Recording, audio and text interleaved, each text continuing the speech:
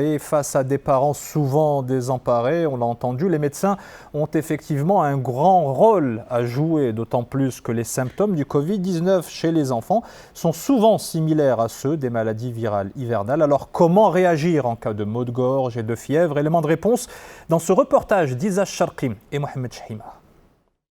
Écoulement nasal, fièvre, toux ou encore maux de gorge. Si les symptômes du nouveau variant Omicron sont différents de ceux de son prédécesseur, ils ressemblent néanmoins fortement à ceux des maladies hivernales qui circulent chez les enfants. La recrudescence actuelle de ces virus chez les plus jeunes est à imputer à la baisse du mercure, mais aussi au relâchement à l'égard des réflexes sanitaires. Depuis le début de cette nouvelle vague liée au variant Omicron qui est très contagieux, les enfants sont de plus en plus contaminés par le coronavirus qui donne de très rares formes graves. Actuellement circulent également les virus habituels de la saison, comme les virus de la grippe et de la bronchiolite, qui peuvent donner des tableaux ressemblant à la Covid chez l'enfant.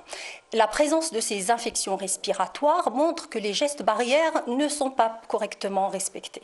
Et afin d'éviter toute infection virale chez les enfants, les spécialistes recommandent de respecter une bonne hygiène des mains et du nez et de ne surtout pas abuser des antibiotiques. Omicron ou pas Omicron, c'est presque les mêmes symptômes, donc une très bonne prévention.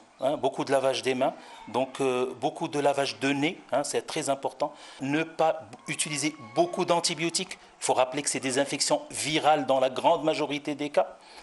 À l'école, à la maison aussi, les chambres d'enfants ou les chambres de famille en général, il faut que ça soit aéré au moins 10 minutes par jour. Vous l'aurez compris, la prévention reste le meilleur moyen de protéger vos bambins. Et en cas de manifestation des symptômes, il est important de consulter le plus rapidement possible votre médecin traitant.